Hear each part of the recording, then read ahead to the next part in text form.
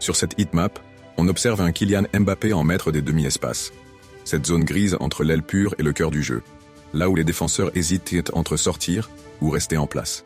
Mbappé l'exploite comme un maestro, alternant appels tranchants et décrochages pour désorganiser les lignes adverses. La forte activité dans le demi-espace gauche, surtout à l'entrée de la surface, illustre son rôle de dynamiteur, prêt à combiner avec un partenaire ou à se projeter en solitaire.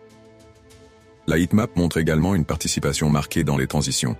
Quand l'équipe récupère le ballon, Mbappé se positionne intelligemment pour initier les contres. Son point de départ dans son camp, près du rond central, témoigne de sa capacité à avaler les mètres à pleine vitesse et à transformer une récupération en situation dangereuse en quelques secondes.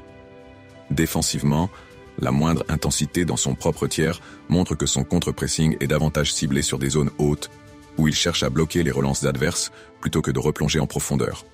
Ce qui frappe, c'est l'activité autour de la ligne médiane et sur les ailes, reflet d'un contre-pressing chirurgical. Mbappé n'est pas un marathonien mais un sprinter cerveau. Il choisit quand et où mettre de l'impact pour empêcher les relances courtes et forcer l'adversaire à jouer longtemps, là où sa défense peut récupérer.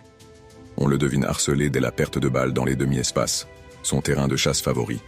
Enfin, le rouge intense dans la surface de réparation, particulièrement à gauche et au centre, joue son rôle de tueur, là où il enchaîne des contrôles orientés et des frappes millimétrées. Il n'est pas seulement un ailier créatif, mais un avant-centre hybride qui rôde dans des zones létales. En somme, cette heatmap raconte l'histoire d'un Mbappé total, technicien des demi-espaces, roi des transitions et cauchemar des défenseurs.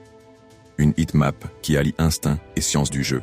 Une heatmap comme un avertissement, attention, danger immédiat.